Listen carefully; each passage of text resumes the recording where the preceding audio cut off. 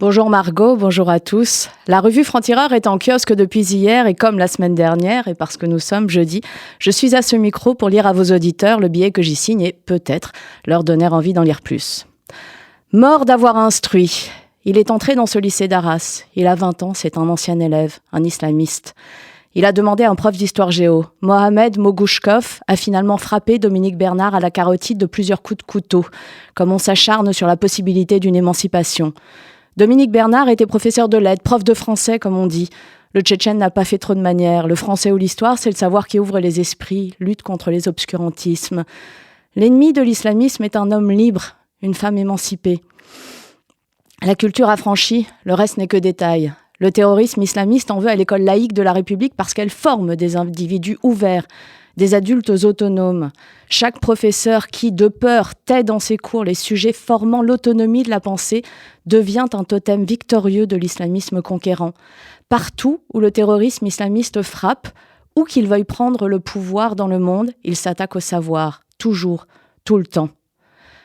Il est plus aisé de contrôler des générations d'ignorants. Les Iraniens ont perdu certains de leurs plus grands intellectuels au cri d'Allah Akbar.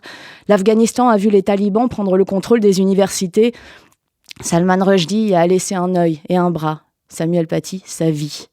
Le lycée Gambetta d'Arras a rouvert au lendemain de cet assassinat. Ce refus de céder à la peur est un doigt d'honneur que fait notre liberté à ceux qui voudraient la terrasser.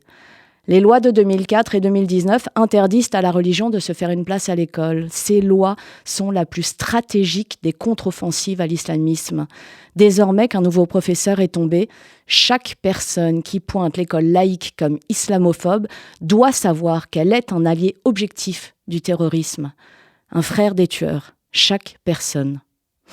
Margot et nos auditeurs, vous pourrez lire ce billet dans la revue Franc-Tireur en kiosque depuis hier. Vous y lirez ce billet, mais aussi le franc-parler de Caroline Fourest. Ça s'appelle « Des héros et des zombies ».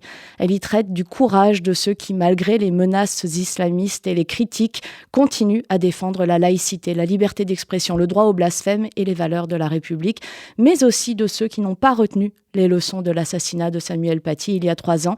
Elle raconte enfin ses responsables politiques, responsables de bien des manquements. La France est-elle à la hauteur ? C'est la question que pose Caroline Fourest et c'est aussi notre sujet à la une sous ce titre « Nos héros ». C'est de Samuel Paty et Dominique Bernard dont on parle bien sûr. Le portrait qui fâche, c'est celui de Daniel Schneiderman, un brouilleur d'alerte. Derrière le décrypteur d'images, distributeur des bons points du journalisme, se cache un idéologue féroce, aux biais acides, qui a fait beaucoup, trop, pour promouvoir la complaisance de gauche envers l'islamisme. Une grande interview de Richard Malka est aussi à lire dans ce numéro. L'avocat de Charlie, et de Mila notamment, explique que l'heure est au courage face à l'islam politique. Le Hamas fait également l'objet d'une grande enquête dans Franc-Tireur cette semaine. La barbarie de cette organisation terroriste a causé plus de 1400 morts en Israël et va entraîner une riposte dévastatrice pour les Gazaouis. Enquête sur une organisation issue des frères musulmans et classée terroriste par les États-Unis et l'Union européenne. Dans ce numéro, l'actualité culturelle, le complot de la semaine est bien sûr l'éditorial de Raphaël Enthoven qui s'attaque à la question du conflit entre Israël et le Hamas. Œil pour œil, dit-il, il n'y a évidemment aucune différence à faire entre les victimes, mais il est essentiel de faire une différence entre ceux qui les tuent. La raison est un combat, c'est le nôtre à Franc-Tireur, comme ici à RCJ, combattre toutes les formes d'extrémisme aussi. Lisez-nous, rejoignez ce combat et la lutte pour que la nuance survive dans un monde qui n'a de cesse de se radicaliser. Belle journée à tous.